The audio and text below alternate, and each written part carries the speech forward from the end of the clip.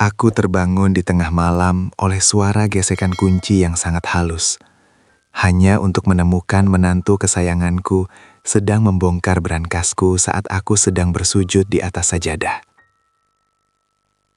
Di depan matanya, aku hanyalah tumpukan harta yang harus segera dikuras. Sementara di depan mataku, dia adalah anak yang diam-diam sedang merobek jantungku. Kisah ini adalah pengingat bagi kita semua bahwa harta bisa dicari, tapi orang tua takkan pernah terganti. Sebelum lanjut, dari mana asal kota Anda? Tulis di kolom komentar agar kita bisa saling menyapa. Dan jangan lupa subscribe di channel ini agar Anda tidak ketinggalan episode-episode mengharukan lainnya, dan kita bisa terus belajar tentang arti ketulusan hidup bersama. Namaku Rahman. Usiaku 65 tahun. Namun di dalam dada ini, aku merasa seolah telah hidup 1000 tahun lamanya, terutama sejak separuh jiwaku, Aminah, pergi mendahuluiku menghadap sang pemilik semesta. Rumah ini terlalu besar untuk satu pasang telinga yang sudah mulai berdenging. Di lorong-lorongnya yang sunyi, aku masih sering mendengar suara tawa istriku atau bunyi gemericik air yang ia gunakan untuk menyiram tanaman di teras. Namun, setiap kali aku menoleh, yang kutemukan hanyalah debu yang menari di bawah sinar matahari yang menembus jendela, juga bayang-bayang kesepian yang semakin hari semakin memelukku dengan erat. Aku duduk di tepi ranjang, menatap sebuah kotak besi tua di sudut kamar. Berangkas itu, bagi orang lain itu adalah simbol kejayaan. Di dalamnya tertumpuk surat-surat tanah yang luasnya tak mampu lagi kujelajahi dengan kaki rentaku. Juga beberapa logam mulia yang dulunya kami kumpulkan sebagai bekal hari tua. Tapi bagiku, kotak itu kini tak lebih dari sebuah peti mati bagi kedamaian keluarga kami. Aminah. Bisikku pada udara kosong. Kenapa harta ini terasa seperti kutukan sejak kau tak ada? Setiap kali anak-anakku datang berkunjung, suasana tidak pernah lagi terasa hangat. Aku tidak lagi mencium aroma kerinduan, melainkan aroma ambisi yang tajam. Tatapan mata mereka tidak lagi tertuju pada mataku yang mulai kabur karena katarak, melainkan pada lemari tempat berangkas itu berada. Mereka seolah sedang menunggu pohon tua ini tumbang, agar mereka bisa segera memetik buahnya hingga ke akar-akar. Aku bangkit dengan perlahan. Sendi-sendiku berderit seolah memprotes beban hidup yang kupikul. Aku menuju kamar mandi, membasuh wajahku dengan air wudhu yang dingin. Air itu meresap ke pori-pori kulitku yang mulai keriput, namun tak mampu mendinginkan bara perih di hatiku. Aku membentangkan sajadah di tengah kamar yang luas itu. Sajadah ini adalah saksi bisu betapa seringnya aku bersujud, meminta agar anak-anakku tidak dibutakan oleh dunia. Saat aku mulai berdiri tegak dan bertakbir, aku merasa dunia di luar sana menghilang. Hanya ada aku dan Tuhan. Namun, di tengah kehusyukan itu, telingaku yang renta menangkap suara yang tak seharusnya ada. Suara langkah kaki yang sangat pelan di luar pintu kamar. Sangat halus, seolah-olah ia sedang menari dengan bayangan. Hatiku berdesir. Aku tahu itu bukan pencuri dari luar. Aku tahu aroma parfum itu. Itu adalah menantuku, Sarah, istri dari anak laki-lakiku yang paling sukses. Mengapa ia ada di depan kamarku saat aku sedang menghadap Tuhan? Aku tetap melanjutkan bacaan sholatku, meski suaraku mulai bergetar. Dadaku sesak, bukan karena sesak napas, melainkan karena rasa kecewa yang mulai merayap naik. Aku ingin percaya bahwa dia hanya ingin mengecek keadaanku, tapi nuraniku berteriak lain. Di rumah ini, cinta telah lama digantikan oleh intayan. Aku sujud. Dahiku menyentuh kain sajadah yang dingin. Dalam posisi terendah sebagai manusia ini, aku menangis tanpa suara. Air mataku membasahi serat-serat kain. Aku berdoa, bukan meminta agar hartaku selamat, tapi aku meminta agar hatiku dikuatkan ketika nanti pengkhianatan itu benar-benar terungkap di depan mataku. Ya Rob, batinku di sela sujud yang panjang. Jika harta ini adalah penghalang cinta antara ayah dan anak, maka ambillah. Tapi tolong, Jangan biarkan mereka kehilangan rasa kemanusiaan. Saat itu, aku mendengar suara kunci yang mencoba masuk ke dalam lubang pintu. Hatiku hancur berkeping-keping sebelum pencurian itu bahkan dimulai.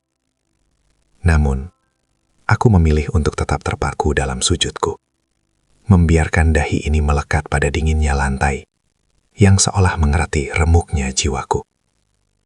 Suara kunci yang mencoba masuk itu tiba-tiba terhenti, digantikan oleh langkah kaki yang menjauh dengan tergesa-gesa. Tampaknya, ia sadar bahwa pintu kamarku tidak semudah itu terbuka. Atau mungkin, Tuhan masih memberinya waktu untuk berpikir ulang sebelum benar-benar terjatuh ke dalam jurang nista. Aku mengakhiri salatku dengan salam yang berat, menoleh ke kanan dan ke kiri, namun tak ada kedamaian yang kurasakan. Hanya ada gema sepi yang menertawakan ketidakberdayaanku. Ayah? Ayah sudah bangun? Suara Sarah, menantuku, terdengar dari balik pintu. Nada suaranya begitu manis, begitu perhatian, seolah-olah beberapa detik yang lalu tangannya tidak sedang mencoba memutar kenop pintu kamarku dengan niat yang gelap. Aku mengusap sisa air mata, menarik napas panjang untuk menenangkan badai di dada. Masuklah nak, ayah sudah selesai sholat. Jawabku dengan suara yang sengaja kubuat setenang mungkin. Pintu terbuka. Sarah masuk dengan nampan berisi teh hangat dan beberapa keping biskuit. Ia tersenyum. Jenis senyuman yang dulu selalu kupuji sebagai senyuman yang tulus, namun kini terlihat seperti topeng porselen yang retak. Di belakangnya, kedua anak laki-lakiku, Bram dan Bayu, menyusul masuk. Mereka berpakaian rapi, jam tangan mewah melingkar di pergelangan mereka, memancarkan kilau kesuksesan yang selama ini mereka banggakan. Kami mampir sebentar ya, ada sedikit rezeki untuk ayah, ujar Bram sambil meletakkan sebuah kantong belanja bermerek di atas meja. Kami duduk melingkar di ruang tengah yang luas. Namun, duduk bersama mereka tidak lagi terasa seperti berada di pelukan keluarga. Ruangan ini terasa seperti ruang sidang. Mereka bercerita tentang proyek besar, tentang mobil baru, dan tentang rencana liburan ke luar negeri. Aku mendengarkan dengan saksama, mencoba mencari celah di mana mereka akan menanyakan kesehatanku, atau sekedar bertanya apakah aku merasa kesepian sejak ibu mereka tiada.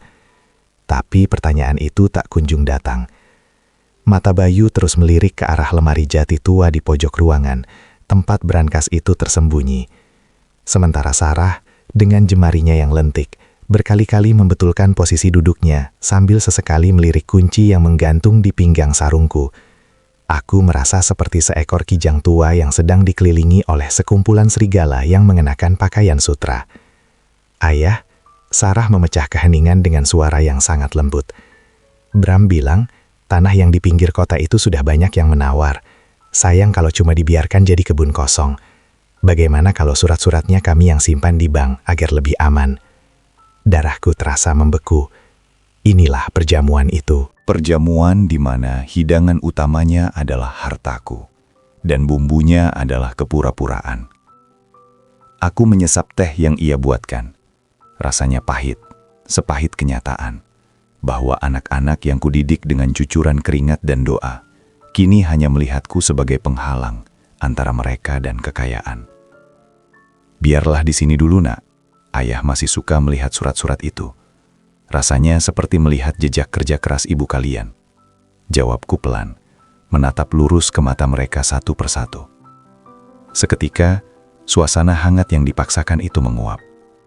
Senyum di wajah Sarah memudar sedikit, digantikan oleh kilatan ketidaksabaran yang hanya muncul sekilas, sebelum ia kembali menunduk. Bram berdaham keras, sementara Bayu memalingkan wajah. Di balik senyum mereka yang kini terasa hambar, aku tahu, ada badai yang sedang mereka siapkan. Mereka tidak datang untuk menjenguk ayahnya yang menua. Mereka datang untuk memastikan bahwa kunci itu masih ada padaku. Dan saat aku melihat mereka berbisik di sudut ruangan sebelum berpamitan, aku sadar bahwa malam-malamku ke depan tidak akan pernah lagi tenang. Langkah kaki mereka yang menjauh meninggalkan rumah ini terdengar seperti dentuman palu yang memaku peti mati bagi harapanku sendiri. Pintu depan tertutup dengan suara dentuman yang berat, meninggalkan aku kembali berdua dengan kesunyian yang mencekam, serta gema bisik-bisik mereka yang masih terngiang, berputar-putar di langit-langit rumah seperti jelaga yang mengotori putihnya kenangan. Aku berjalan perlahan menyusuri lorong rumah, tanganku meraba dinding yang dingin. Foto-foto keluarga masih berjejer rapi di sana. Ada foto saat anak-anak masih kecil, saat mereka berebut mencium tanganku hanya untuk mendapatkan selembar uang logam untuk membeli kelereng. Dulu, mereka adalah permata yang kupoles dengan air mata dan doa. Namun kini, setelah permata itu berkilau dan menjadi mahal, mereka seolah lupa pada tangan kasar yang pernah membentuk mereka. Lihatlah anak-anakmu, Aminah, bisikku pelan, berhenti tepat di depan potret istriku yang tersenyum abadi. Mereka telah tumbuh menjadi pohon yang rimbun, namun akarnya seolah ingin mencabut tanah tempatnya berpijak. Rumah ini, yang dulunya adalah istana kecil penuh tawa, kini terasa seperti labirin yang asing. Setiap sudutnya seolah menyimpan mata yang mengintai. Aku masuk ke kamar, kembali menghadap lemari jati tempat brankas itu berada. Kotak besi itu terasa semakin berat, bukan karena isinya, melainkan karena beban moral yang ia timbulkan. Harta ini adalah hasil keringatku di masa muda. Niatnya adalah untuk menjamin masa depan mereka. Namun, melihat sikap mereka hari ini, aku mulai bertanya-tanya, apakah aku sedang mewariskan kebahagiaan atau justru mewariskan racun yang akan menghancurkan persaudaraan mereka? Malam pun jatuh dengan keangkuhan yang luar biasa. Angin malam menyusup melalui celah jendela, membawa aroma tanah basah yang mengingatkanku pada hari penguburan Aminah. Aku duduk di atas sajadah, enggan untuk beranjak ke atas kasur yang terasa terlalu luas dan dingin. Di rumah sebesar ini, aku merasa seperti sebutir debu yang tidak terlihat. Suasana sangat sunyi, namun telingaku yang rentah justru menjadi lebih tajam. Setiap derit lantai kayu di luar kamar membuat jantungku berdegup kencang. Apakah mereka akan kembali malam ini? Apakah Sarah benar-benar berani masuk saat aku terlelap? Ketakutan ini sungguh memilukan. Bukan takut kehilangan emas atau perak itu, tapi aku takut mendapati kenyataan bahwa mereka benar-benar tega melakukannya. Aku takut jika suatu saat nanti, aku harus melihat wajah mereka penuh amarah, karena aku masih bernapas dan menjaga kunci-kunci ini. Ya Tuhan, rintihku dalam gelap. Jangan biarkan aku mati dalam keadaan membenci anak-anakku sendiri. Aku memeluk lututku, menatap bayangan pohon Kamboja dari luar jendela yang bergoyang ditiup angin. Tampak seperti tangan-tangan kurus yang sedang menggapai. Malam itu, aku tidak tidur. Aku hanya duduk menemani brankas itu, menangisi nasib seorang ayah yang memiliki segalanya di mata dunia, namun tak memiliki siapa-siapa di matanya sendiri. Gema kesepian ini jauh lebih menyakitkan daripada kemiskinan yang pernah aku lalui dulu. Di sini, di rumah megah ini, aku hanyalah seorang lelaki tua yang sedang menunggu fajar dengan hati yang mulai retak seribu. Kegelapan merayap semakin pekat, menelan setiap sudut ruangan, hingga aku tak lagi bisa membedakan mana kenyataan dan mana bayang-bayang ketakutanku sendiri. Jam dinding berdetak dengan suara yang teramat keras, seperti detak jantung yang dipaksa berlari, sementara aku masih terjaga dalam hening yang menikam. Tepat saat jarum jam menunjuk angka 2, keheningan itu pecah oleh suara yang membuat bulu kudukku berdiri. Bukan suara angin, bukan pula suara tikus yang berlari di atap. Itu adalah suara gesekan kain yang sangat halus, diikuti oleh derit lantai kayu di lorong depan kamarku. Langkah itu sangat hati-hati, sebuah tarian pencuri yang mencoba mencuri waktu dari tidurnya sang empunya rumah. Aku menahan nafas. Mataku menatap lurus ke arah pintu kamar yang terkunci dari dalam. Di balik celah bawah pintu, aku melihat bayangan hitam memanjang, diam tak bergerak selama beberapa detik. Seseorang sedang berdiri di sana, mendengarkan apakah napasku sudah teratur dalam lelap, atau apakah aku masih terjaga meratapi sepi. Tanganku meraba kunci brankas yang kuselipkan di balik sarungku. Logam dingin itu terasa seperti bongkahan es yang membekukan jemariku. Siapa dia? Apakah itu Bram yang ingin mengambil haknya lebih awal? Ataukah Sarah yang haus akan kemewahan dunia? Pikiran itu menyerangku seperti ribuan jarum yang menusuk batin. Aku tidak takut kehilangan harta itu. Demi Tuhan, aku tidak takut. Jika mereka meminta dengan baik, aku akan memberikannya sambil tersenyum.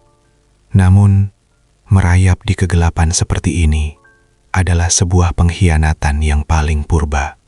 Siapa? Bisikku. Namun suara itu tertahan di tenggorokan, hanya menjadi desah yang kalah oleh rasa sakit. Bayangan di bawah pintu itu bergerak lagi.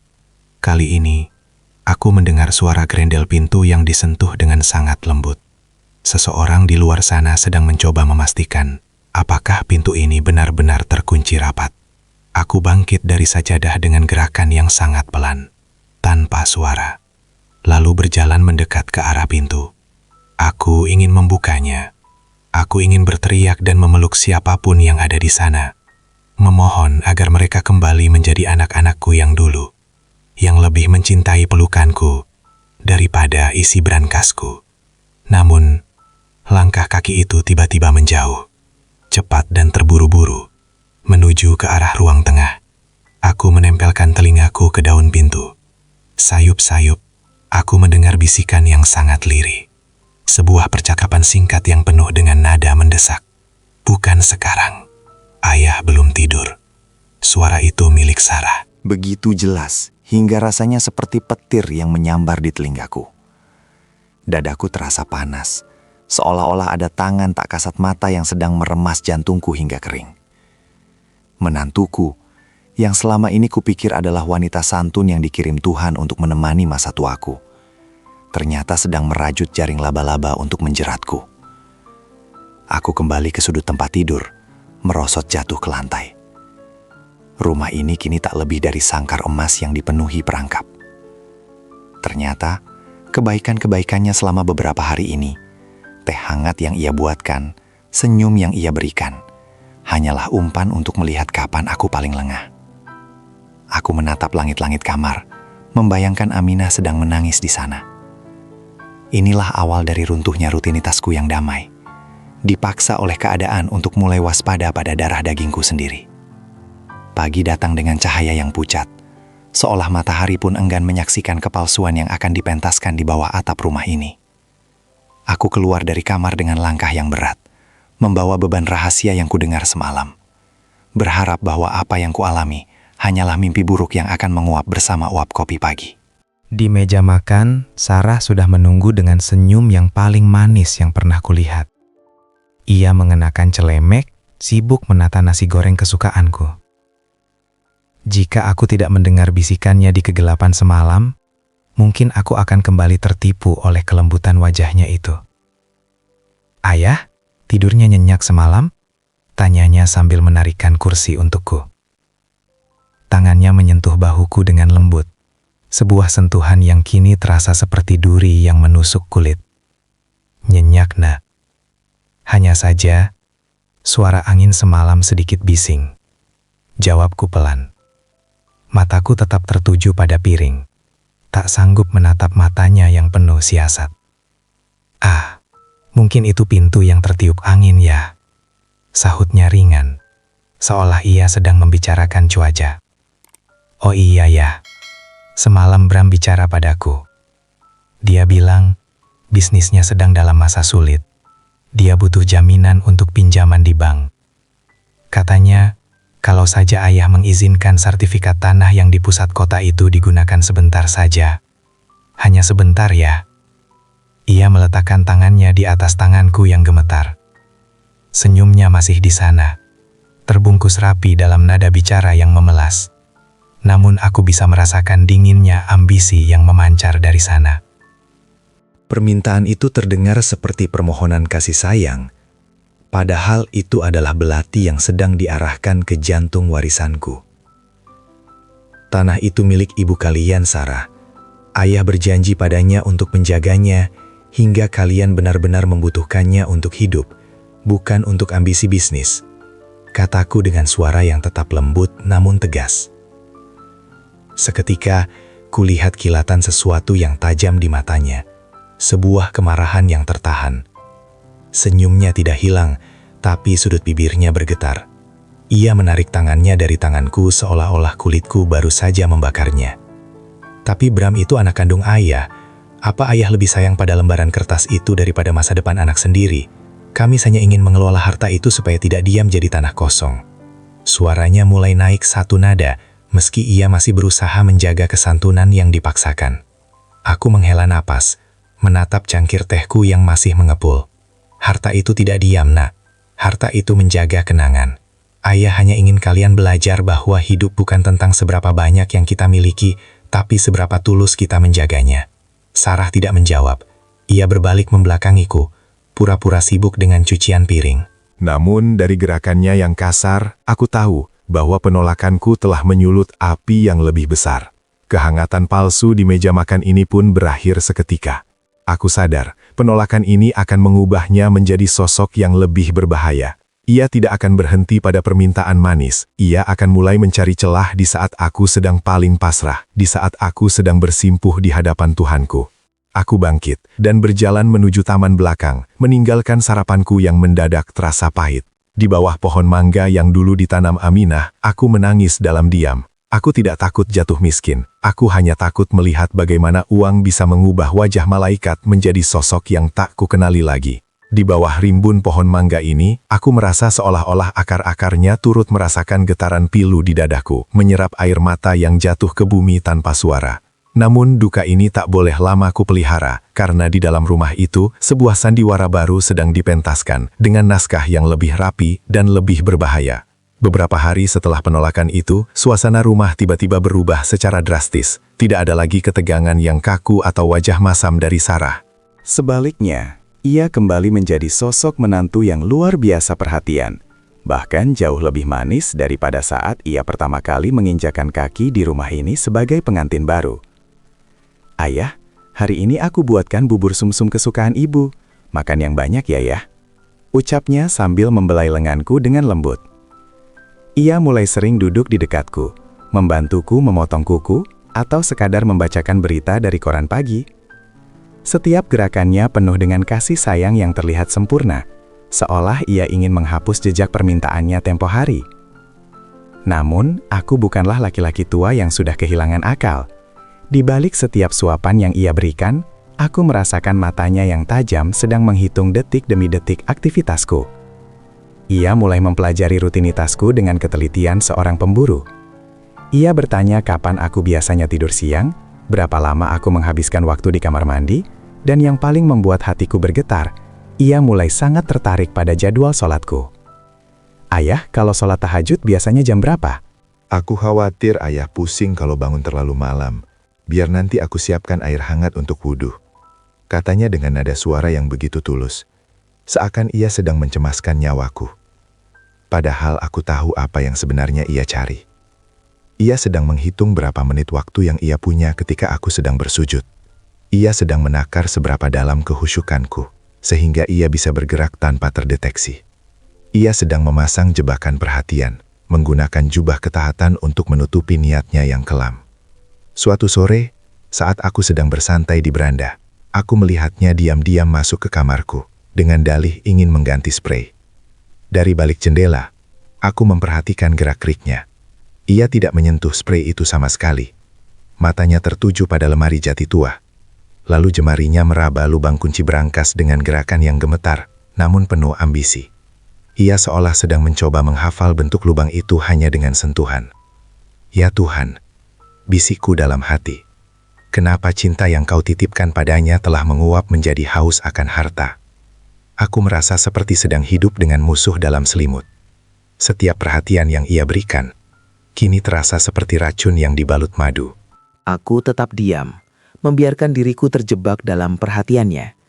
Karena aku ingin tahu sejauh mana seorang manusia sanggup bersandiwara demi selembar kertas bertanda tangan dan segenggam emas. aku tetap tersenyum padanya. Meski di dalam hati, aku sedang merapikan kain kafan bagi kepercayaanku yang telah mati. Malam itu, saat ia membawakan segelas susu hangat ke kamarku sebelum aku tidur, aku menatap matanya dalam-dalam. Di sana tak ada kasih sayang, hanya ada pantulan cahaya berangkas yang ia dambakan. Aku tahu, waktu yang kutakutkan itu akan segera tiba. Waktu di mana ia akan melancarkan serangannya saat aku sedang berada di titik paling pasrah. Saat aku sedang bercakap-cakap dengan penciptaku. Malam merangkak semakin larut, membawa sunyi yang mencekam. Seolah alam semesta pun sedang menahan napas menyaksikan drama pengkhianatan yang akan segera dipentaskan di balik pintu kayu kamarku yang mulai rapuh. Udara terasa begitu berat ketika jarum jam berdenting 3 kali. Aku bangkit dari ranjang, bukan karena keinginan raga, melainkan karena panggilan jiwa untuk bersimpuh di hadapan Yang Maha Kuasa. Aku membasuh diri dengan air wudhu yang terasa setajam es, membasuh wajahku yang lelah, berharap air itu juga bisa membasuh perih yang mulai membakar dada. Setelah mengenakan sarung dan peci, aku membentangkan sajadah menghadap kiblat, tepat membelakangi lemari jati tempat brankas itu berada. Allahu Akbar. Suaraku bergetar saat takbiratul ihram. Di momen itu, aku menyerahkan seluruh duniaku padanya. Namun, tepat saat aku mulai meresapi bacaan sholatku, telingaku menangkap suara yang membuat jantungku seolah berhenti berdetak. Suara derit halus pintu kamar yang terbuka, diikuti langkah kaki yang sangat ringan. Begitu ringan hingga nyaris seperti hembusan angin yang jahat. Aku tahu, itu dia. Aroma melati yang samar dari pakaiannya menyelinap di antara bau wangi sajadahku. Aku tetap berdiri tegak, meski kakiku terasa lemas. Aku tidak membatalkan sholatku. Bagiku, hubungan dengan Tuhan adalah segalanya. Bahkan jika dunia di sekelilingku harus runtuh saat ini juga. Saat aku merukuk, aku mendengar bunyi logam yang beradu. Klik. Suara kunci cadangan yang rupanya telah ia duplikasi diam-diam masuk ke dalam lubang brankas. Setiap gesekan besi itu terasa seperti sembilu yang menyayat punggungku. Aku bisa membayangkan tangannya yang gemetar karena nafsu, matanya yang berbinar melihat tumpukan surat tanah dan emas yang dikumpulkan dengan cucuran keringatku dan Aminah selama puluhan tahun. Lalu aku bersujud, dahiku menyentuh lantai, dan di saat itulah air mataku tumpah tak terbendung. Dalam posisi yang paling mulia ini, aku mendengar suara berangkas terbuka lebar, suara kertas-kertas sertifikat yang ditarik kasar, suara gemerincing logam mulia yang dipindahkan ke dalam tas kain dengan tergesa-gesa. Di belakangku, menantuku sedang merampas hari tuaku, sementara aku sedang mendoakan keselamatan jiwanya dalam sujud yang panjang. Ya Allah, tangisku dalam hati. Aku ikhlaskan harta itu jika memang itu yang ia cari. Tapi kenapa harus saat aku sedang menghadapmu? Kenapa ia harus mencuri di saat aku sedang tidak berdaya untuk melawan? Sujudku kali ini terasa sangat lama. Bukan karena aku ingin memperpanjang ibadah, tapi karena aku tidak sanggup bangkit dan melihat wajahnya. Aku takut jika aku menoleh, aku akan melihat sosok iblis di wajah wanita yang kupanggil anak. Aku tetap dalam posisi itu, membiarkan ia menyelesaikan perbuatannya. Biarlah ia mengira aku tertidur dalam sujud. Biarlah ia merasa menang di atas kepalsuannya. Karena bagiku, kehilangan seluruh harta itu tidak sesakit kehilangan kepercayaan yang telah kuberikan sepenuhnya. Ketika suara langkahnya menjauh dan pintu tertutup kembali, rumah ini terasa lebih dingin dari kuburan. Aku bangkit dari sujud dengan sisa tenaga yang ada, menatap sajadahku yang basah oleh air mata. Brankas itu kini menganga, kosong dan sunyi, persis seperti hatiku yang baru saja dirampok oleh orang yang paling aku percaya. Aku berdiri terpaku di depan lemari jati yang terbuka itu, menatap ruang hampa yang sebelumnya terisi oleh jerih payah seumur hidup. Di sana, seharusnya ada masa depan yang kusiapkan untuk mereka. namun kini hanya tersisa debu dan bau apak dari logam yang dipaksa keluar dari rumahnya. Aku tidak berteriak. Aku tidak mengejar bayangan Sarah yang mungkin masih bersembunyi di balik kegelapan lorong rumah. Kakiku hanya mampu membawaku kembali ke tepi tempat tidur. Aku duduk termenung, menatap fajar yang mulai menyemburat di ufuk timur dengan warna merah yang perih, seakan langit pun ikut berdarah menyaksikan apa yang terjadi di kamar ini. Pagi itu, aku keluar kamar dengan wajah yang kupaksakan untuk tenang. Aku membasuh wajahku berkali-kali agar sembab di mataku tertutup oleh kesegaran air. Di meja makan, suasananya terasa ganjil. Sarah duduk di sana, menyesap tehnya dengan tangan yang sedikit gemetar. Sementara Bram, anakku, tampak sibuk dengan ponselnya. Namun matanya tak henti-hentinya melirik ke arah pintu kamarku. "Pagi ya? Tidurnya nyenyak?" tanya Bram. Suaranya terdengar terlalu bersemangat, sebuah kegembiraan yang dipaksakan untuk menutupi rasa bersalah yang mungkin sedang mencekik lehernya. "Nyenyak, Nak? Sangat nyenyak," jawabku pelan. Aku duduk di hadapan mereka, menatap nasi goreng yang tersedia. Hanya saja, semalam ayah bermimpi. Ayah bermimpi melihat seekor burung yang memberi makan anaknya dengan tulus. Namun saat induknya tertidur, anak-anaknya justru mematuk sayapnya, hingga ia tak bisa terbang lagi. Keheningan seketika menyergap meja makan itu. Sarah tersedak tehnya. Wajahnya yang tadi pucat, kini berubah menjadi merah padam. Ia segera menunduk, pura-pura sibuk mengelap tumpahan air di meja. Bram berdaham keras, mencoba mengalihkan pembicaraan, namun aku bisa melihat keringat dingin mulai membasahi pelipisnya. "Mimpi itu hanya bunga tidur ya, jangan terlalu dipikirkan," sahut Bram dengan suara yang serak. Aku tersenyum tipis, sebuah senyuman yang lebih menyakitkan daripada tangisan. "Tentu saja, Nak, hanya bunga tidur. Tapi terkadang mimpi adalah cara Tuhan memberitahu kita bahwa dunia ini memang penuh dengan sandiwara." Aku menatap Sarah. Wanita itu tidak berani mengangkat wajahnya sama sekali. Aku tahu, di dalam tas yang mungkin ia sembunyikan di bawah ranjangnya, ada surat tanah yang dulu kubeli dengan menjual satu-satunya perhiasan mendiang ibunya saat kami sedang kesulitan. Ada emas yang kami kumpulkan keping demi keping, agar mereka bisa kuliah dengan layak. Semuanya kini ada di tangannya, dirampas tanpa izin, dicuri saat aku sedang bersujud. Hatiku menjerit, ingin sekali aku bertanya, "Kenapa, Nak? Kenapa harus mencuri jika kau bisa meminta? Kenapa harus mengotori tanganmu dengan dosa saat aku sedang mendoakan keberkahan hidupmu?" Namun kata-kata itu tertahan di tenggorokan. Aku memilih untuk menyimpan air mataku. Biarlah air mata ini tumpah di dalam batin, membasahi luka yang tak terlihat.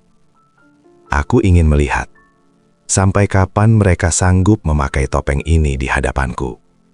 Aku ingin tahu, apakah harta itu benar-benar akan memberi mereka kebahagiaan, atau justru akan menjadi api yang membakar rasa kemanusiaan mereka, hingga habis tak bersisa. Pagi itu kami makan dalam diam yang paling berisik yang pernah kualami. Di atas meja ini, cinta telah mati, digantikan oleh tumpukan kertas sertifikat, yang kini telah berpindah tangan melalui jalan pengkhianatan. Aku memandangi piringku yang masih penuh. Butiran nasi itu seolah berubah menjadi kerikil yang tak sanggup kutelan. Sunyi yang merayap di antara kami terasa lebih tajam daripada sembilu, memotong sisa-sisa harapan yang sempat kupelihara tentang arti sebuah keluarga. Setelah sarapan yang hambar itu usai, aku memilih untuk menjauh. Aku menyeret langkahku menuju beranda belakang, tempat sebuah radio tua dan tumpukan majalah usang menjadi kawan setiaku.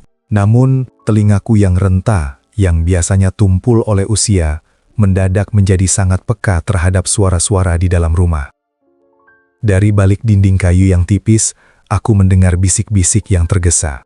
Sebuah percakapan yang dilakukan dengan nada rendah, namun penuh dengan ambisi yang meluap. "Kita harus segera membawanya ke notaris sore ini, Bram. Sebelum ayah berubah pikiran atau mulai curiga kalau brankas itu sudah kosong. Itu suara Sarah. Tidak ada lagi kelembutan di sana. Hanya ada ketegasan yang dingin dan tak berperasaan. Tapi, apakah tanda tangan di surat kuasa itu akan berhasil? Ayah tidak pernah menandatanganinya. Suara Bram menyahut. Terdengar ragu, namun tetap tergiur oleh kemungkinan yang ada. Jangan khawatir, aku sudah meniru tanda tangannya dari buku tabungan lama ayah. Lagi pula, notaris itu teman sekolahku. Dia bisa membantu melicinkan prosesnya. Setelah tanah ini terjual, kita bisa melunasi utang bank, dan sisanya kita bisa pindah ke apartemen baru yang lebih mewah di pusat kota. Kita tidak perlu lagi tinggal di rumah tua yang pengap ini sambil menjaga orang tua yang tak kerjakan apa-apa, hanya sholat dan melamun. Duniaku serasa berputar. Aku memegang erat sandaran kursi rotanku hingga buku-buku jariku memutih. Setiap kata yang keluar dari mulut menantuku dan persetujuan diam-diam dari anak kandungku sendiri terasa seperti paku yang dihujamkan tepat di ulu hati. Mereka bukan hanya mencuri hartaku, mereka sedang merencanakan untuk membuangku setelah semua keringatku mereka kuras habis. Tapi, bagaimana dengan ayah? Kalau tanah itu dijual, ayah mau tinggal di mana? Ada sisa sedikit kemanusiaan di suara Bayu, anak bungsu yang sedari tadi hanya menyimak. Dia bisa tinggal di panti jompo yang bagus, atau kita sewakan rumah kecil di pinggiran. Dia sudah tua, Bayu. Dia hanya butuh tempat untuk tidur dan makan. Dia tidak butuh tanah berhektar-hektar itu lagi. Harta itu lebih berguna untuk masa depan kita, bukan untuk disimpan di bawah bantal orang yang sudah tinggal menumbuh hari. Mendengar itu, aku memejamkan mata rapat-rapat. Air mataku jatuh tanpa suara, membasahi kain sarungku yang sudah pudar warnanya. Ternyata, di mata mereka, aku hanyalah sebuah beban yang harus segera disingkirkan, begitu kegunaanku habis. Aku teringat saat mereka masih kecil, bagaimana aku menggendong mereka di pundakku melewati genangan banjir. Bagaimana aku rela tidak membeli baju baru selama bertahun-tahun hanya agar mereka bisa memakai seragam sekolah yang paling bersih. Kini, pundak yang dulu menjadi tempat mereka bersandar dianggap sebagai beban yang mengganggu. Hati ini bukan lagi retak, tapi telah hancur menjadi debu yang diterbangkan angin. Rahasia ini telah terbuka sepenuhnya, memperlihatkan jurang yang begitu dalam antara kasih sayangi dan ketamakan mereka. Aku duduk di sana, di tengah harum bunga sedap malam yang mulai layu, menyadari bahwa rumah yang kubangun dengan cinta ini kini telah menjadi sarang bagi mereka yang hanya mencintai apa yang kumiliki, bukan siapa diriku. Kata panti jompo dan beban terus berdenging di telingaku, beradu dengan detak jantung yang kini terasa lelah untuk terus berdenyut. Aku menatap tanganku yang gemetar. Tangan yang dulu memahat masa depan mereka, kini dianggap tak lebih dari kayu lapuk yang hanya menunggu waktu untuk dibakar. Malam itu kembali datang, namun kali ini ia membawa selimut kepalsuan yang lebih tebal. Sarah masuk ke kamarku dengan langkah yang ringan. Seolah-olah ia tidak baru saja merencanakan pembuanganku di siang hari tadi. Ia membawa secangkir susu jahe hangat, meletakkannya di atas meja kecil, tepat di samping lemari jati yang isinya sudah ia kuras habis. Ayah, minumlah selagi hangat. Udara malam ini tidak baik untuk kesehatan ayah. Ucapnya dengan suara yang begitu merdu, jenis suara yang jika aku menutup mata, aku akan bersumpah bahwa dia adalah seorang bidadari. Aku menatap cangkir itu, lalu menatap wajahnya. Terima kasih, Sarah. Kamu sangat baik. Beruntung sekali Bram memilikimu, dan beruntung sekali ayah memiliki menantu sepertimu. Aku sengaja menekankan kata beruntung. Aku ingin melihat, apakah ada setitik nurani yang tersisa di balik matanya yang bening itu. Untuk sesaat, kulihat ia mematung. Jemarinya yang sedang merapikan selimutku tiba-tiba kaku. Ada kilat kegelisahan yang menyambar di tatapannya. Namun dengan cepat ia memadamkannya dengan tawa kecil yang hambar. Ayah bicara apa sih? Sudah kewajibanku menjaga ayah. Jawabnya sambil menghindar dari tatapanku. Kebohongan yang ia susun begitu rapi, hampir tak bercelah. Namun bagiku yang telah hidup lebih dari setengah abad, Kepalsuan itu terasa seperti bau amis yang menyengat di tengah kebun bunga. Ia mulai menanyakan tentang kesehatan lututku, tentang apakah aku merasa rumah ini terlalu besar dan melelahkan untuk diurus sendirian. Setiap pertanyaannya adalah jaring yang sedang ditebar, menuntunku untuk perlahan-lahan setuju bahwa aku memang sudah tak layak lagi berada di sini. Logikaku berteriak agar aku membuka brankas itu di depannya, melemparkan kotak kosong itu ke kakinya, dan mengusir mereka semua dari rumah ini. Logikaku berkata bahwa aku harus mempertahankan harga diriku sebagai seorang kepala keluarga. Namun hatiku, hati seorang ayah yang masih menyimpan potongan doa untuk mereka, menahan amarah itu di tenggorokan. Aku ragu antara harus bertindak atau terus diam dalam kepasrahan. Jika aku membongkar sandiwara ini sekarang, aku akan kehilangan anak-anakku selamanya. Namun jika aku diam, aku sedang membiarkan mereka tenggelam lebih dalam ke dalam dosa yang mereka buat sendiri. Sarah, panggilku saat ia hendak melangkah keluar pintu. Ia menoleh. Iya ya, harta itu bisa dicari, nak. Tapi ketenangan hati, sekali ia dicuri, ia takkan pernah bisa dibeli kembali dengan emas seberat apapun. Ucapku dengan suara yang paling tulus yang bisa kuberikan. Ia hanya terdiam sesaat, lalu tersenyum tipis dan menutup pintu tanpa sepatah kata pun. Di balik pintu itu, aku mendengar nafasnya yang menderu kencang. Aku tahu, benih keraguan mulai kutanam di hatinya. Namun aku juga tahu bahwa ketamakan seringkali lebih kuat daripada penyesalan. Aku kembali bersujud di atas sajadahku, mempersiapkan diri untuk hari esok, di mana kebenaran mungkin akan meledak dan menghancurkan sisa-sisa kedamaian yang kami punya. Kesunyian malam itu menjadi saksi bisu, betapa remuknya hati seorang ayah yang kini hanya bisa memeluk bayangan kebahagiaan masa lalu. Aku tidak tidur, mataku menatap kegelapan hingga fajar menyingsing, bukan karena takut pada maling, melainkan karena takut menghadapi kenyataan bahwa anak-anakku sendiri adalah orang asing yang berbagi atap denganku. Pagi ini, matahari tidak bersinar hangat. Ia terasa menyengat, seolah ingin memaksa setiap rahasia keluar dari persembunyiannya. Aku berjalan menuju ruang makan dengan langkah yang sengaja kupertegas. Di sana, Bram dan Sarah sudah duduk dengan wajah yang gelisah, seolah-olah ada bara api yang sedang mereka duduki. Di atas meja, terdapat beberapa berkas yang buru-buru mereka tutup dengan taplak meja saat melihat kehadiranku. Aku tidak menyapa mereka dengan kata-kata manis seperti biasanya. Alih-alih duduk untuk sarapan, aku berjalan menuju lemari jati tua itu. Tanganku yang gemetar meraih kunci yang masih menggantung di pinggang sarungku. Dengan gerakan yang lambat dan hikmat, aku membuka pintu lemari itu lebar-lebar di depan mata mereka. Kriet, suara engsel pintu lemari itu terdengar seperti jeritan keputusasaan.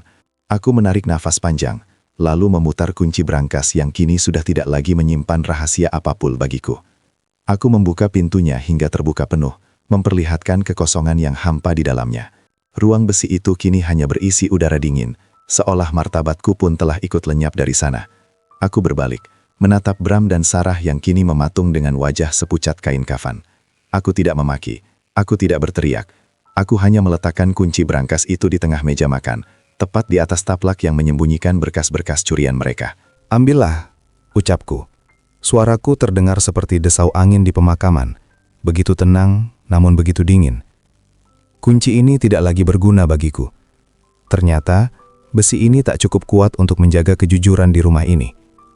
Bram menunduk dalam-dalam, bahunya bergetar, namun ia tak berucap sepatah kata pun. Sarah, sebaliknya, mencoba menarik napas untuk membela diri, namun suaranya tercekat di tenggorokan saat melihat mataku yang basah oleh sisa-sisa air mata semalam. Aku tidak menatap mereka dengan kemarahan, aku menatap mereka dengan belas kasihan, seperti menatap jiwa-jiwa yang sedang tersesat di tengah padang pasir ketamakan. Kalian tidak perlu mencuri dari seorang laki-laki yang sudah bersiap memberikan segalanya. Lanjutku, suaraku mulai serak oleh emosi yang membuncah. Aku sudah mengikhlaskan tanah itu, emas itu, bahkan rumah ini sejak aku mendengar bisikan kalian di tengah malam. Tapi yang tidak bisa kuikhlaskan adalah bagaimana kalian mematikan cahaya cinta di mata kalian, hanya demi benda-benda yang tak akan kalian bawa mati. Keheningan yang mencekam kembali menyergap. Konfrontasi ini tidak membutuhkan teriakan untuk terasa menyakitkan. Ruangan ini dipenuhi oleh rasa malu yang menyesakkan dada. Aku melihat harga diriku sebagai seorang ayah hancur berantakan di atas meja makan ini. Namun yang lebih menyakitkan adalah melihat anak-anakku kehilangan kemanusiaan mereka tepat di depan mataku sendiri. Aku berbalik meninggalkan mereka, membiarkan kunci itu tergeletak sunyi, menandai berakhirnya masa di mana aku percaya bahwa darah lebih kental daripada harta. Namun, baru saja kakiku melangkah setapak menuju kamar, sebuah suara menghentikanku. Bukan suara tangis penyesalan yang kuharapkan, melainkan suara tawa sinis yang keluar dari bibir Bram, anak laki-laki yang dulu kuajari cara berjalan dengan menggenggam erat telunjukku. Sudahlah ayah, berhenti berakting seolah ayah adalah orang paling suci di dunia ini, teriak Bram. Suaranya menggelegar, merobek kesunyian rumah dan menghancurkan sisa-sisa harapanku. Aku mematung. Jantungku berdenyut nyeri, seolah-olah ada tangan yang meremasnya hingga tak berdarah lagi. Aku perlahan berbalik, menatap putra kandungku yang kini berdiri dengan wajah memerah karena amarah. Di sampingnya, Sarah tidak lagi menunduk. Ia melipat tangan di dada, menatapku dengan tatapan yang tajam dan penuh kebencian. Topeng kelembutan itu telah lepas sepenuhnya, hancur berkeping-keping di lantai meja makan, menampakkan wajah asli yang selama ini mereka sembunyikan di balik senyum palsu. Ayah pikir kami tidak tahu? Sarah menimpali, suaranya melengking menyakitkan telinga. Ayah menyimpan semua harta itu, membiarkan kami berjuang dengan utang, sementara ayah duduk manis di sini memandangi emas-emas itu? Itu egois ya. Ayah sudah tua. Sudah tidak butuh apa-apa lagi. Kenapa harus menunggu ayah mati dulu baru kami bisa mencicipi hasil keringat keluarga? Kata-kata itu menghujamku lebih dalam daripada pengkhianatan di brankas semalam. Air mataku yang sempat mengering kini kembali mengalir. Bukan karena takut, tapi karena perih yang tak terperikan. Egois, nak. Ayah menjaga harta itu agar kalian tidak rakus, agar kalian punya pegangan saat badai benar-benar datang. Ucapku lirih. Suaraku hampir hilang tertelan isak. Badainya sudah datang sekarang. Bram memukul meja, membuat cangkir teh di atasnya berdenting. Bisnisku di ujung tanduk, dan ayah hanya peduli pada janji konyol pada ibu yang sudah meninggal. Ibu sudah jadi tanah ya. Dia tidak butuh sertifikat itu. Kami yang butuh. Ayah terlalu pelit untuk ukuran seorang ayah. Ayah lebih mencintai kotak besi itu daripada kebahagiaan kami. Mendengar kata-kata pelit dan pelit untuk ukuran seorang ayah, duniaku terasa runtuh seketika. Aku teringat masa-masa sulit dulu, saat aku rela hanya makan nasi dengan garam agar mereka bisa makan daging. Aku teringat bagaimana aku bekerja lembur hingga paruku sakit, hanya agar mereka bisa memakai sepatu bermerek seperti teman-temannya. Semua pengorbanan itu, semua cinta yang kuberikan tanpa sisa, kini diringkas menjadi satu kata yang sangat hina, pelit. Aku lelah melihat ayah selalu menceramahi kami tentang kejujuran dan akhirat, lanjut Sarah dengan nada menghina. Dunia ini butuh uang, bukan doa-doa panjang ayah di atas sajadah. Jika ayah merasa tidak betah karena kami mengambil apa yang seharusnya menjadi milik kami, ya sudah, ayah silahkan pergi. Toh rumah ini pun akan segera kami jaminkan ke bank. Aku terhuyung, berpegangan pada pinggiran lemari jati. Di depan mataku, anak dan menantuku telah berubah menjadi orang asing yang paling kejam. Tidak ada lagi sisa-sisa kemanusiaan di sana. Harta itu benar-benar telah menjadi Tuhan baru bagi mereka. Dan aku hanyalah berhala tua yang mengganggu jalannya penyembahan mereka. Aku menatap langit-langit, mencari wajah Aminah di sana, memohon ampun padanya karena aku gagal mendidik anak-anak kami menjadi manusia yang memiliki hati nurani. Namun, langit-langit itu tetap diam, membisu seperti tembok rumah yang kini terasa semakin menghimpit dadaku. Kata-kata pelit dan silahkan pergi dari bibir mereka masih menggantung di udara, menjelma menjadi sembilu yang terus-menerus mengiris batin, meninggalkan luka yang tak berdarah, namun pedihnya menjalar hingga ke sumsum tulang. Hari-hari berikutnya berlalu seperti mimpi buruk yang enggan usai. Rumah ini bukan lagi pelabuhan bagiku, melainkan penjara yang penuh dengan duri. Aku mulai merasa asing di istanaku sendiri. Di meja makan, kursi di sampingku selalu kosong. Mereka sengaja makan lebih awal atau lebih lambat, hanya untuk menghindari tatapanku.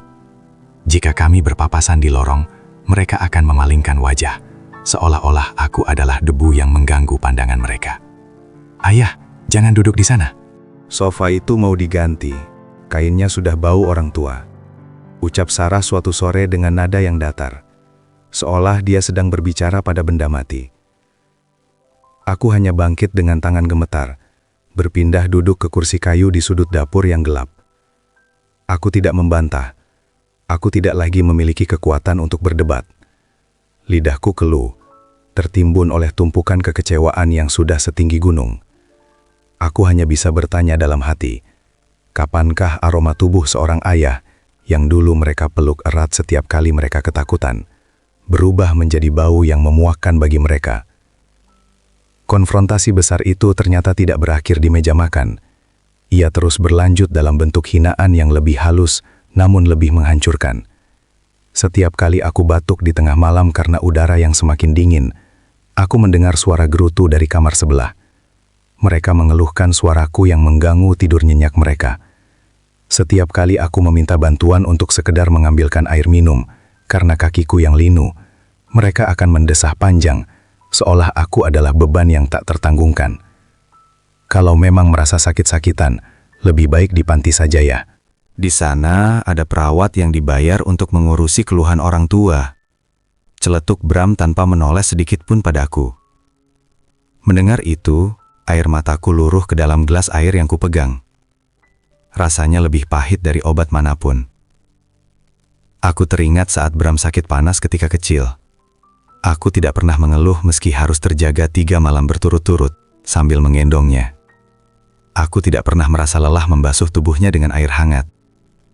Tapi kini, sekadar mengambilkan segelas air pun terasa seperti gunung yang berat bagi mereka.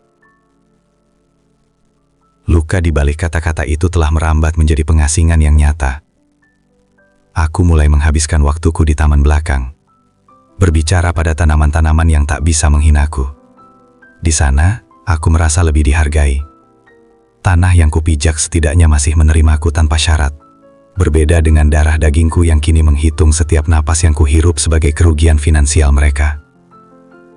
Aku menyadari bahwa di rumah ini, cinta telah benar-benar dikubur hidup-hidup, dan aku hanyalah nisan tua yang tinggal menunggu waktu untuk dirobohkan. Malam itu, hujan turun dengan rintik yang teramat pedih, membasuh atap rumah yang dulu kupasang gentengnya dengan tangan sendiri. Setetes demi setetes keringat, yang kini seolah tak lagi memiliki arti. Di dalam kamar yang terasa semakin menyempit, aku duduk bersila di atas sajadah, menatap sebuah tas kain usang yang sudah lama tersimpan di dasar lemari. Aku mendengar suara gelak tawa dari ruang tengah. Bram dan Sarah sedang merayakan sesuatu.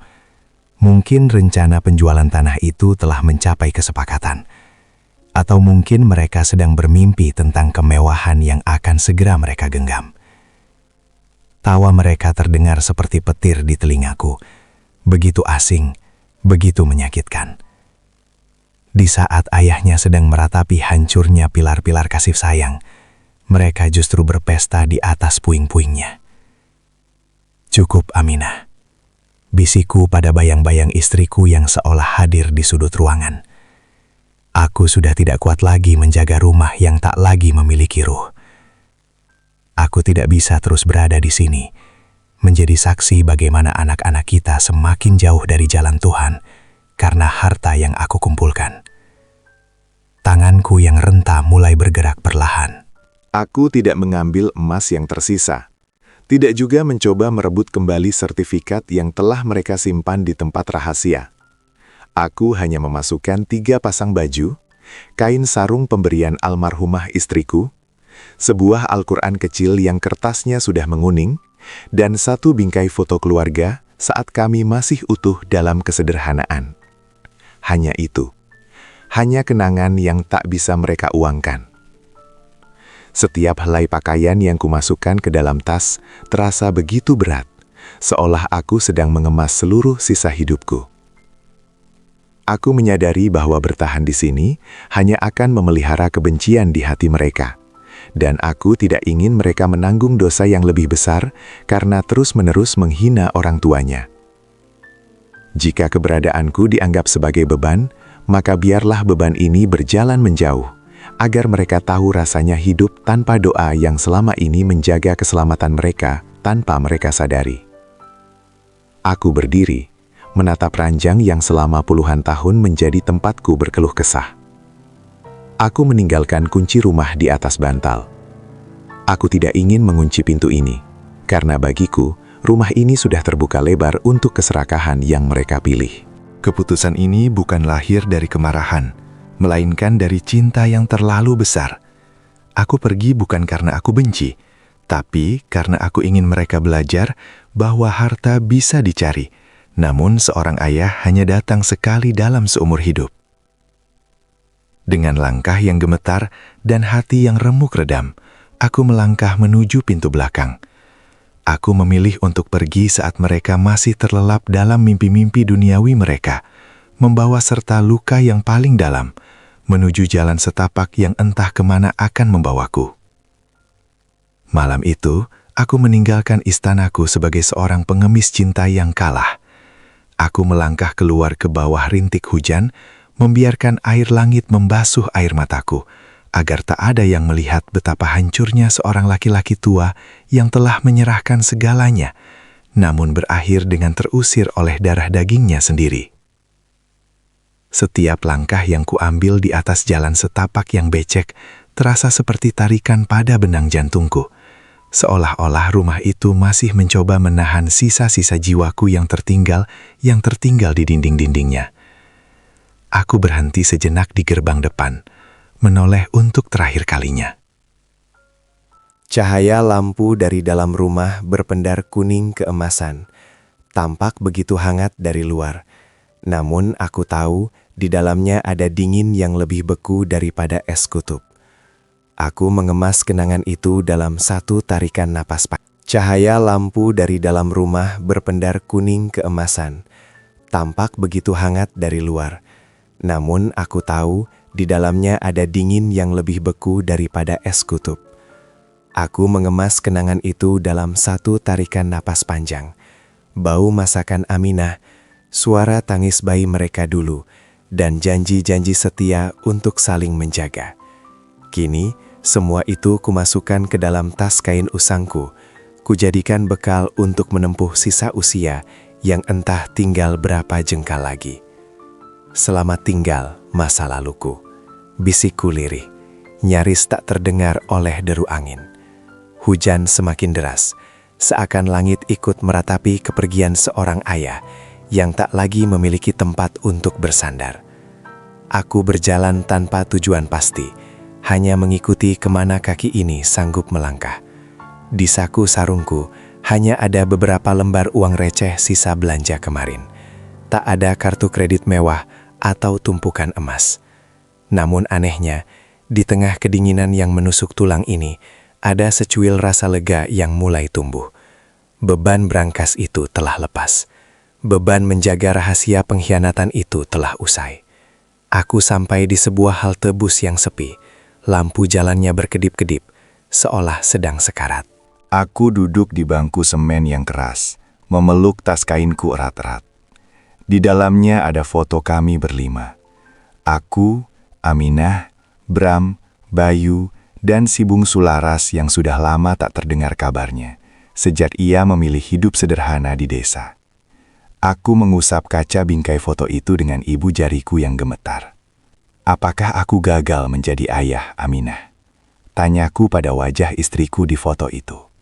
Tidak ada jawaban, hanya suara kendaraan yang sesekali lewat, mencipratkan air genangan ke arah kakiku yang hanya beralaskan sandal jepit murah. Aku merasa seperti barang rongsokan yang dibuang ke tepi jalan setelah mesinnya tak lagi sanggup bekerja. Mereka mendapatkan tanahnya, mereka mendapatkan rumahnya, mereka mendapatkan kemewahannya. Tapi di sini, di bawah atap halte yang bocor, aku mendapatkan kembali kemerdekaan batinku, Meski harus dibayar dengan luka yang mungkin takkan pernah sembuh hingga aku menutup mata. Aku memejamkan mata, mencoba mencari kehangatan dari doa-doa yang kupanjatkan. Aku mengemas sisa harga diriku yang terserak, berjanji pada diriku sendiri bahwa aku takkan kembali untuk mengemis harta yang telah mereka curi. Biarlah dunia melihatku sebagai orang tua yang malang, tapi di hadapan Tuhan, aku ingin tetap berdiri sebagai ayah yang sudah memberikan segalanya, bahkan hingga hela napas terakhir dari rasa cintaku. Aku bangkit dari bangku halte yang dingin itu saat sebuah bus antar kota terakhir berhenti dengan suara rem yang memekik, seolah ikut memprotes keputusanku. Dengan sisa tenaga di kaki yang mulai bengkak, aku menaiki anak tangga bus itu, membawa tas kain berisi reruntuhan kenangan menuju sebuah desa terpencil yang jaraknya berjam-jam dari hiruk-pikuk kota yang telah merampas segalanya dariku. Aku memilih bangku paling belakang, menyandarkan keningku pada kaca jendela yang berembun. Di luar sana, lampu-lampu kota mulai menjauh, mengecil, dan akhirnya menghilang di telan kegelapan malam. Persis seperti bayangan masa depanku yang kini tak lagi menentu. Bus bergoyang lembut, membela jalanan sepi yang diapit hutan dan sawah. Dalam goyangan itu, aku teringat Laras, putri bungsuku yang dulu paling sering kutelpon hanya untuk menanyakan apakah dia sudah makan. Laras yang hidupnya jauh dari kata mewah, yang suaminya hanya seorang buruh tani, namun setiap kali kami bicara, suaranya selalu dipenuhi rasa syukur yang menyejukkan batin. Maafkan ayah. Ayah datang bukan untuk membawa harta, tapi hanya membawa sisa-sisa hati yang hancur. Gumamku pelan, membiarkan air mata kembali mencari jalan di antara kerutan pipiku.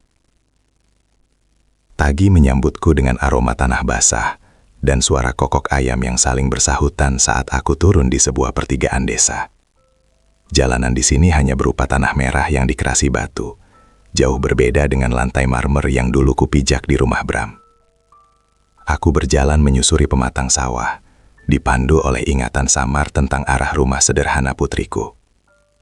Udara pagi yang bersih menyapu wajahku, namun tidak bisa menghilangkan sesak yang masih tertahan di ulu hati. Dari kejauhan, aku melihat sebuah rumah kayu kecil dengan halaman yang penuh dengan tanaman cabai dan sayuran. Di sana, Lara sedang menyapu teras sambil menggendong anaknya yang masih kecil. Saat matanya yang bening itu menangkap sosokku yang berjalan ringkih di kejauhan, ia menjatuhkan sapunya. Ia berlari ke arahku tanpa alas kaki, melewati tanah becek tanpa peduli. Ayah? Ayah kenapa di sini? Kenapa ayah sendirian dan basah kuyup begini? Serunya dengan nada panik yang penuh kasih sayang. Ia memelukku erat, pelukan yang sudah bertahun-tahun tidak kurasakan dari anak-anakku yang sukses itu. Bau keringatnya bercampur dengan aroma sabun murah, namun bagiku, itu adalah aroma surga yang paling nyata. Ia tidak menanyakan di mana mobilku, ia tidak menanyakan berapa uang yang kubawa, ia hanya menyentuh pipiku yang kedinginan dengan tangan kasarnya yang penuh cinta. Ayah tidak membawa apa-apa, Laras. Berangkas itu sudah kosong, ucapku dengan suara yang pecah. Laras menatapku dengan mata berkaca-kaca, lalu tersenyum sangat tulus sambil menuntun tanganku masuk ke rumahnya yang mungil. Ayah, rumah ini memang kecil, tapi doanya selalu besar untuk ayah. Kita tidak butuh isi brankas itu untuk bahagia. Kita hanya butuh ayah ada di sini, bernapas bersama kami. Di rumah kayu yang pengap namun hangat ini, aku menyadari bahwa Tuhan tidak benar-benar meninggalkanku. Di saat dua anakku yang kaya raya mengusirku demi selembar kertas, anak perempuanku yang tak punya apa-apa justru membukakan pintu surganya untukku. Aku duduk di atas lincak bambu, menatap sawah yang membentang luas di depan rumah Laras, menyadari bahwa senja hidupku mungkin akan berakhir di sini. Dalam kemiskinan harta, namun dalam kekayaan cinta yang takkan pernah bisa dicuri oleh siapapun. Luka batin yang kupikul berhari-hari ternyata lebih berat daripada raga ini sanggup menanggungnya. perlahan-lahan merogoh sisa kekuatanku, hingga untuk sekadar bernapas pun terasa seperti mendaki gunung yang tinggi. Pagi itu, aku tidak lagi mampu bangkit dari lincak bambu di sudut kamar Laras. Dadaku terasa sesak, seolah ada gumpalan rindu dan perih yang menyumbat jalan napas. Aku menatap keluar jendela, melihat sinar matahari yang jatuh di pucuk-pucuk padi, warnanya keemasan, persis seperti warna kepingan logam yang dicuri menantuku.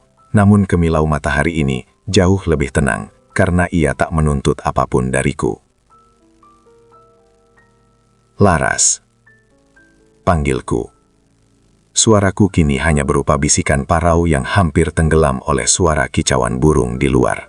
Laras segera datang, meletakkan baskom air hangat yang dibawanya. Ia duduk bersimpuh di sampingku, menggenggam tanganku yang kini sudah sedingin es. Aku melihat matanya yang sembab, sebuah telaga kesedihan yang mencoba tetap tegar demi aku. Ia tahu, jam pasir hidupku sedang meneteskan butiran terakhirnya. "Jangan menangis, nak," ucapku sambil mengusap air matanya dengan jempolku yang gemetar. "Ayah sudah cukup.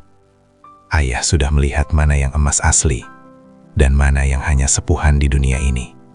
Kamu adalah emas paling murni yang ayah miliki." Aku menarik napas dengan susah payah. Setiap tarikan terasa seperti sayatan halus di paru-paru. Aku meraih tas kayu usangku, mengeluarkan bingkai foto keluarga yang kacanya sudah retak itu. Dengan jari yang lemah, aku menunjuk wajah Bram dan Bayu.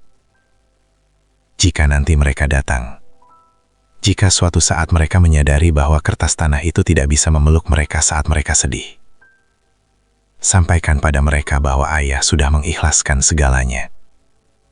Ayah tidak pergi membawa dendam. Ayah membawa maaf yang paling luas untuk mereka. Laras terisak, menyembunyikan wajahnya di balik tanganku. Suaminya berdiri di ambang pintu, menunduk dalam kesedihan yang tulus. Aku merasa sebuah kedamaian yang asing mulai menyelimuti ujung kakiku, merambat naik menenangkan setiap saraf yang selama ini tegang karena pengkhianatan. "Laras, harta yang paling mahal bukanlah apa yang ada di dalam brankas itu," bisikku terakhir kali. Pandanganku mulai mengabur. Cahaya matahari di jendela itu seolah melebar menjadi hamparan cahaya putih yang sangat indah. Harta itu adalah saat kita masih bisa saling mendoakan, tanpa ada harga yang harus dibayar. Aku memejamkan mata perlahan. Aku tidak lagi merasakan perih di dada. Aku tidak lagi mendengar suara gembok brankas yang dipaksa terbuka. Yang kudengar hanyalah suara Aminah yang memanggilku dari kejauhan, di sebuah tempat di mana tidak ada surat tanah, tidak ada emas, dan tidak ada pengkhianatan. Di pangkuan putriku yang miskin namun kaya hati, aku melepaskan nafas terakhirku dengan sebuah senyuman kecil. Sebuah senyuman kemenangan seorang ayah yang akhirnya pulang setelah lelah dikhianati oleh dunia. Kini, aku tidak lagi melihat melalui mata yang katarak atau merasa melalui raga yang rapuh. Aku menjadi hening yang menelusup ke sela-sela dinding rumah kayu Laras. Menjadi angin yang membawa kabar duka ke arah kota yang angkuh. Menuju rumah megah yang kini terasa seperti makam bagi nurani anak-anakku sendiri. Kabar kepergianku rupanya sampai ke telinga Bram dan Bayu di saat mereka sedang sibuk menghitung angka-angka di atas meja notaris. Aku melihat mereka dari tempat yang tak lagi terjangkau oleh logika manusia. Datang dengan mobil-mobil mewah mereka ke desa kecil ini. Ban-ban mahal itu terperosok ke dalam lumpur jalanan desa. Persis seperti jiwa mereka yang terperosok ke dalam lumpur ketamakan. Mereka turun dengan pakaian bermerek. Namun wajah mereka tampak begitu lusuh dan kecil di depan keranda kayuku yang sederhana. "Ayah," suara Bram pecah saat ia melangkah masuk ke rumah Laras yang sempit. Laras tidak menyambut mereka dengan kemarahan. Ia hanya duduk bersimpuh di samping jasadku yang sudah tertutup kain jarik, memegang Al-Quran kecil yang dulu kusimpan di tas kainku. Tidak ada teriakan pengusiran. Tidak ada caci maki. Kesunyian di dalam rumah itu jauh lebih mematikan bagi mereka daripada ribuan kutukan. Bram berlutut di samping kakiku. Tangannya yang dulu kasar memukul meja, kini bergetar hebat saat menyentuh kain yang menutupi wajahku. Ayah, bangun ya. Aku sudah membawa uangnya. Bisnisku sukses ya. Kita bisa beli rumah yang lebih besar. Kita bisa pindah kemanapun ayah mau. Isaknya. Air matanya jatuh membasahi lantai tanah rumah Laras. Betapa malangnya anakku. Ia masih saja berpikir bahwa nyawa dan waktu bisa ditukar dengan tumpukan angka. Ia tidak sadar bahwa saat ia mencuri isi brankas itu, ia sebenarnya sedang mencuri waktu terakhirnya untuk memohon ampun padaku. Ia sedang menukar pelukan hangat seorang ayah dengan dinginnya logam mulia yang kini tak mampu membelikan satu detik pun untuk mendengar suaraku kembali. Bayu berdiri di sudut ruangan. Wajahnya ditutupi kedua tangan. Ia menangis terseduh-seduh, menyadari bahwa ia telah membiarkan ayahnya pergi, membawa luka yang paling dalam. Sarah, menantuku yang dulu begitu bersemangat membuka brankas itu, kini hanya bisa terpaku di ambang pintu. Ia melihat brankas besi itu tak ada di sini. Yang ada hanyalah seorang laki-laki tua yang pergi dengan damai tanpa membawa satu sen pun dari harta yang mereka perebutkan. Dia tidak butuh rumah besar muka, ucap Laras lirih. Suaranya tenang namun tajam menghujam jantung mereka. Ayah hanya butuh dianggap ada. Ayah hanya butuh disayang tanpa syarat. Tapi kalian menukar surga di telapak kakinya dengan selembar surat tanah. Gema penyesalan itu mulai memenuhi ruangan. Aku melihat mereka menyadari kebenaran yang terlambat, bahwa istana mereka kini terasa seperti neraka, karena tak ada lagi doa ayah yang menjaganya. Mereka mendapatkan segalanya, tapi mereka kehilangan orang yang memberikan mereka segalanya. Penyesalan adalah api yang membakar tanpa api, dan aku melihat api itu mulai berkobar di dalam dada mereka. Sebuah luka yang akan mereka bawa hingga akhir hayat, karena permohonan maaf mereka kini hanya bisa disampaikan pada gundukan tanah yang bisu. Namun, Tuhan rupanya ingin meninggalkan satu cahaya terakhir sebelum kegelapan rasa bersalah itu benar-benar menelan mereka seutuhnya. Saat mereka sedang meratapi jasadku yang sunyi, Laras bangkit dengan perlahan, lalu meraih sajadah tua yang selalu kugunakan untuk bersujud. Sajadah yang menjadi saksi bisu saat menantuku menguras isi brankas di belakang punggungku.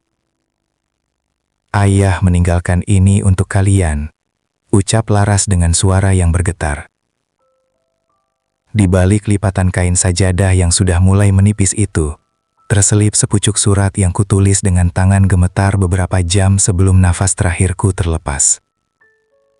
Bram meraih kertas itu dengan jemari yang menggigil. Air matanya menetes, membasahi tinta yang mulai luntur. Seakan ingin menyatu dengan guratan luka yang kutorehkan di sana. Aku melihat mereka membaca baris demi baris kata yang kutulis. Bukan dengan amarah, melainkan dengan tetesan kasih sayang yang paling murni. Untuk anak-anakku, harta karun yang paling berharga dalam hidup ayah. Bram terisak hebat saat membaca kalimat pembuka itu. Aku tidak menyebut mereka pencuri. Aku tidak menyebut mereka pengkhianat. Aku tetap memanggil mereka sebagai harta karun. Jika kalian membaca surat ini, mungkin ayah sudah bersama ibu kalian. Ayah ingin kalian tahu bahwa ayah sudah mengikhlaskan segalanya sejak malam saat suara kunci brankas itu memutus keheningan salat ayah. Jangan biarkan rasa bersalah memakan hidup kalian, karena ayah sudah memaafkan kalian bahkan sebelum kalian meminta. Ambillah hartanya, bangunlah istana yang kalian impikan, tapi tolong, jangan lupakan cara menjadi manusia. Jangan biarkan emas yang kalian genggam membekukan hati kalian, hingga tak lagi bisa merasakan hangatnya cinta. Sarah yang sedari tadi hanya terpaku, jatuh terduduk di lantai tanah. Ia menutup wajahnya dengan kedua tangan, bahunya terguncang hebat. Surat itu bukan berisi kutukan atau tuntutan kembali atas harta yang ia ambil, melainkan sebuah doa agar mereka menemukan kembali nurani yang sempat hilang. Di bawah tulisan itu, aku menyematkan sebuah rahasia kecil yang selama ini kusimpan. Di bawah pohon mangga di rumah lama kita, ayah menanam sebuah kotak kayu kecil. Bukan berisi emas atau surat tanah, tapi berisi surat-surat kecil yang kalian tulis saat masih sekolah dulu. Saat kalian bilang ingin menjadi pahlawan bagi ayah dan ibu. Bacalah itu jika kalian merasa kehilangan arah. Karena pahlawan tidak akan merampas hak orang yang dicintainya. Ruangan itu kini penuh dengan isak tangis yang menyesakan. Bram memeluk sajadahku erat-erat, seolah-olah ia sedang memeluk raga tua ini untuk terakhir kalinya. Mereka mendapatkan tanah itu. Mereka mendapatkan rumah itu. Tapi di depan surat ini, semua kemewahan itu terasa seperti tumpukan sampah yang tak berharga. Pesan di balik sajadah ini telah menjadi cermin yang sangat jernih, memperlihatkan betapa buruknya rupa ketamakan yang selama ini mereka puja. Aku melihat mereka mulai saling berpegangan tangan, sebuah jalinan persaudaraan yang sempat putus karena angka-angka. Meski ragaku sudah dingin, jiwaku merasa hangat melihat mereka akhirnya menyadari bahwa sejauh manapun mereka berlari mengejar dunia, pelabuhan terakhir yang paling tenang tetaplah keterusan hati. Kini, dari ambang keabadian yang tanpa batas, aku menyaksikan mereka mengantarkan jasadku menuju liang lahat, tempat di mana semua gelar, semua harta, dan semua ambisi duniawi akan tertinggal di permukaan tanah, tak lebih berharga dari debu yang berterbangan. Laras berjalan di depan, mendekap Al-Quran tua itu dengan wajah yang damai, meski matanya masih basah. Di belakangnya, Bram dan Bayu memikul keranda kayuku. Bahu mereka yang dulu tegap karena keangkuhan, kini tampak melandai karena beban penyesalan yang jauh lebih berat dari jasadku. Aku tersenyum dalam hening. Akhirnya, mereka kembali memikul ayahnya bukan sebagai beban hidup, melainkan sebagai bentuk bakti terakhir yang tertunda. Saat tubuhku perlahan diturunkan ke liang lahat, aku melihat Sarah berdiri di tepi lubang, menunduk dengan butiran air mata yang jatuh ke atas kain kafanku. Tidak ada lagi kilat keserakahan di matanya. Yang ada hanyalah kekosongan seorang manusia yang baru menyadari bahwa ia telah membuang permata demi segenggam kerikil. Tanah mulai menimbun. Suara cangkul yang menghantam bumi terdengar seperti irama perpisahan yang puitis. "Selamat jalan, Ayah. Maafkan kami." Bisik Bram di sela isaknya saat ia meletakkan bunga di atas gundukan tanahku. Di atas sana, mereka tidak hanya menguburkan jasadku, tapi mereka juga mengubur rasa rakus yang sempat meracuni darah daging mereka. Aku melihat mereka berjanji di depan nisan sederhanaku untuk tidak menjual tanah kenangan itu, melainkan menjadikannya tempat bagi mereka yang tak punya rumah. Sebuah tebusan atas dosa yang nyaris membuat mereka kehilangan jiwa. Laras memeluk kedua kakaknya, sebuah pelukan yang tidak lagi dipisahkan oleh kasta kekayaan. Mereka kembali menjadi anak-anakku yang dulu, yang saling menguatkan di tengah badai kehidupan. Cerita hidupku mungkin berakhir di sini, di bawah Kamboja yang mulai berguguran. Namun cintaku tetap hidup dalam setiap tarikan nafas mereka yang kini belajar tentang arti ikhlas. Aku telah pergi tanpa membawa sepeser pun harta brankas itu. Namun aku pergi dengan hati yang penuh, karena aku tahu bahwa luka yang kubawa telah berubah menjadi obat bagi hati mereka yang sempat mati.